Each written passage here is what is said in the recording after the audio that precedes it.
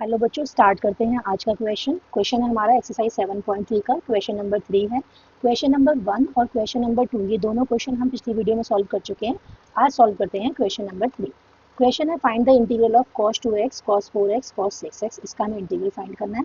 Question को हमने integral format में लिख लिया। इसके बाद क्या करना है, इसके बाद हम देखेंगे कि यहाँ पर हमारा cos 2x है, यहाँ पर cos 4x है और यहाँ पर हमारा cos 6x है। इसमें क्या है कि हमें चेक करना होता है कि जैसे मान लीजिए 4x है तो 4x हमें दिखाई दे रहा है कि हम 2x और 6x इन दोनों को जब ऐड करके हाफ करेंगे एंगल्स को तो 2 प्लस 6 हमारा 8 हो जाएगा, हाफ करेंगे तो 4 हो जाएगा। इसका मतलब क्या है कि इन दोनों को हम साथ में रखेंगे और इसे अलग रखेंगे, तो इससे हमारा क्वेश्चन सिंपल हो जाएगा। तो लिखेंगे हम इसे integral cos 2x into cos 6x, bracket बंद कर लेंगे इसको, और cos 4x को हम बाहर लेते हैं। ठीक है, अब इसके बाद बच्चों एक फॉर्मूला है, क्लास 11th में होता था पहले, अब कुछ सालों से डिलीट कर रखा है। फॉर्मूला होता है 2 cos a cos b equals to formula है हमारा cos a plus b plus cos a minus b। ये हमारा फॉर्मूला है। अब इस फॉर्मूले को जब हम इसमें पुट करेंगे तो हम यहाँ देख रहे हैं कि हमारे यहाँ पर 2 मिसिंग है, तो सबसे पहले जो ये वाला 2 है ये डिवाइड में चला जाएगा।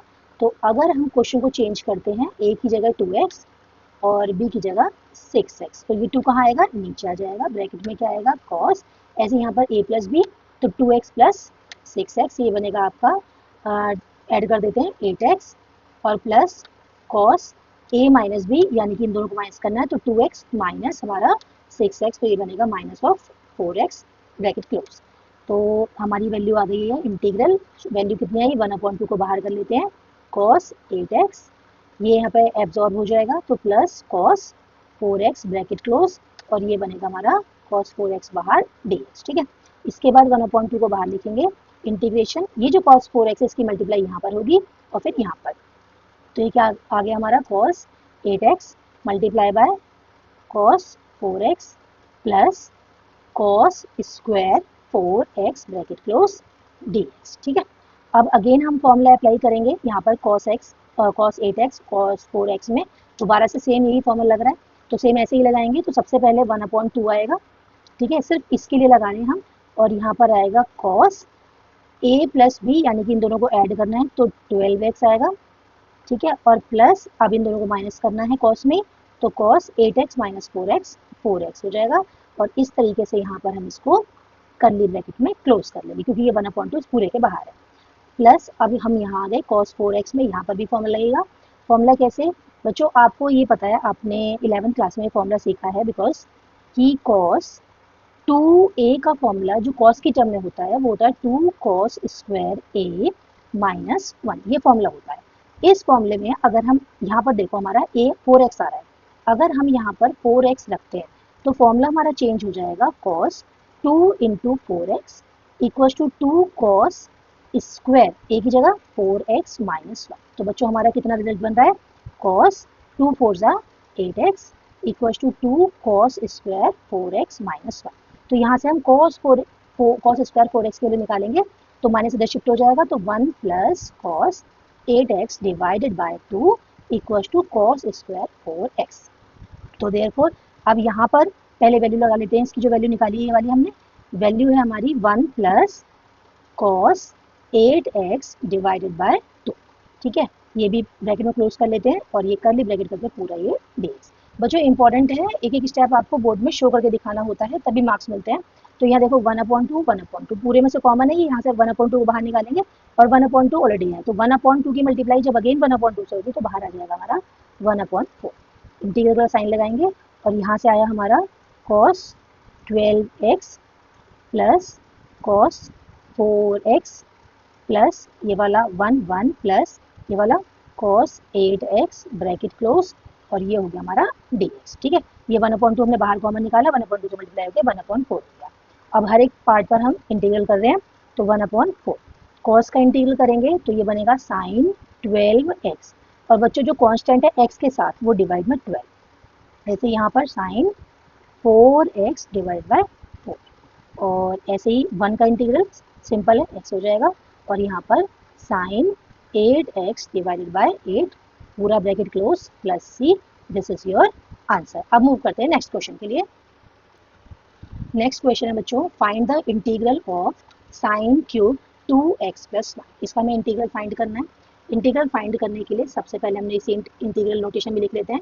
Integral of sine cube 2x + 1 dx। बच्चों क्वेश्चन को सिंपल बनाने के लिए अंदर जो ये पॉलिनोमियल आया है इसको सिंपल कर लेते हैं पहले। तो देयरफॉर हमने लेट किया 2x + 1 = t हो जाएगा। इसको यहाँ पर डेरिवेशन में चेंज कर लेते हैं, 2dx 1 का हो जाएगा 0 = dt। तो देयरफॉर dx = dt अपॉन 2। अब वैल्यू सब्स्टिट्यूट करते हैं। Integral of sine cube 2x + 1 हो गया हमारा t, dx हो गया हमारा dt अपॉन 2। तो ये 1/2 पूरा बाहर निकाल लेते हैं। इंटीग्रल क्यूब को हमने तोड़ दिया, साइन t एक बार में लिख दिया और साइन स्क्वायर t dt हमने एक साथ लिख दिया है। अभी भी ये 3 पावर ही, क्योंकि 1 पावर और 2 पावर टोटल हो जाएगी आपकी 3 पावर। इसे चेंज करने का हमारा रीज़न क्या था? चेंज करने का रीज़न था कि 1/2 इंटीग्रल साइन t। बच्चों क्लास 10th में आपने फॉर्मूला सीखा था कि साइन स्क्वायर टी को हम 1 - कॉस स्क्वायर टी लिख सकते हैं। कौन सा फॉर्मूला था ये? बिकॉज फॉर्मूला था हमारा sine square T plus cos square T = 1। वहाँ से हम इसकी वैल्यू निकाल सकते हैं। यहाँ से साइन स्क्वायर टी की value 1 - cos square T. Therefore 1/2 integral. अब यहाँ पर हम क्या करते हैं, इसको सोल्यूशन में लेकर आते हैं। सबसे पहले सब्स्टिट्यूट मेथड लगाएंगे जो इससे पिछले वाले एक्सरसाइज में था। तो उसमें क्या करते हैं हम, अगेन हम लेट करेंगे कि हम कॉस टी को सपोज टी तो ले चुके हैं, तो अभी से हम कुछ और ले लेते हैं। सपोज हमने इसको ले लिया ए। तो अब देयरफॉर ये हो जाएगा minus of sine T D T = D A. ठीक है, तो अब ये 1/2 एज इट इज। देखो बच्चों साइन टी और D T, sine T D T, इसकी वैल्यू माइनस को उधर भेज दो तो वैल्यू आएगी माइनस ऑफ डी ए। एक बात। दूसरी बात, ये तो चेंज हो गया। अब अंदर ब्रैकेट में 1 - कॉस टी को आपने सपोज किया था ए, तो वो ए यहाँ पर आ जाएगा। ठीक है, और क्योंकि यहाँ स्क्वायर था तो हमारा यहाँ पर भी स्क्वायर हो जाएगा। अब देयरफॉर अब -1/2 integral of 1 D A minus integral of a² D A. इस तरह से सॉल्व करेंगे। ऊपर सॉल्व कर लेते हैं इस क्वेश्चन को। अब यहाँ पर ये बनेगा -1/2। ए का यहाँ पर एक रिस्पेक्ट में हो रहा है 1 का, तो ए हो जाएगा माइनस a² का जब हम करेंगे सेम ऐसे ही a³/3 ब्रैकेट क्लोज प्लस से। अब वैल्यू सब्स्टिट्यूट करते हैं। -1/2 ए की वैल्यू थी हमारी कॉस टी, कॉस, और टी क्या था हमारा 2x + 1, 2x + 1 bracket close minus again a की वैल्यू क्या थी हमारी कॉस टी, कॉस, और टी की वैल्यू 2x + 1। और ये हमारा यहाँ पर आंसर में क्यूब आया था, तो इसमें क्यूब लगाएंगे, बाय 3 करेंगे, ब्रैकेट क्लोज और प्लस सी। ये हो गया हमारा फाइनल आंसर। बच्चों एक बात इंपॉर्टेंट और है यहाँ पर, इस क्वेश्चन का आंसर एक और आ सकता है। मतलब यहाँ पर इंटीग्रल में आंसर वेरी भी कर सकते हैं। ऐसा नहीं है कि आपने कोई क्वेश्चन सॉल्व किया हो और वो क्वेश्चन गलत ही हो क्योंकि आंसर मैच नहीं हो रहा बुक से, ऐसा कोई ज़रूरी नहीं है। इसी क्वेश्चन को सॉल्व करने का एक ऑल्टरनेट तरीका, दूसरा तरीका फॉर्मूला भी था कि उसमें हम साइन 3a का फॉर्मूला यूज़ करते, 3 sin a - 4 sin cube a। यहाँ से हम साइन क्यूब a की वैल्यू फाइंड कर लेते और फिर इसको सॉल्व कर देते, तो वो भी आंसर हमारा करेक्ट है। और ये जो हमने सॉल्व किया है ये भी आंसर आपका करेक्ट है। एग्जाम में किस तरीके से बच्चा सॉल्व करेगा ये उसी वक्त माइंड में आता है, बट आंसर में बी वेरी। ठीक है बच्चों, अब नेक्स्ट क्वेश्चन के लिए मिलेंगे नेक्स्ट वीडियो में। बाय बच्चों, टेक केयर।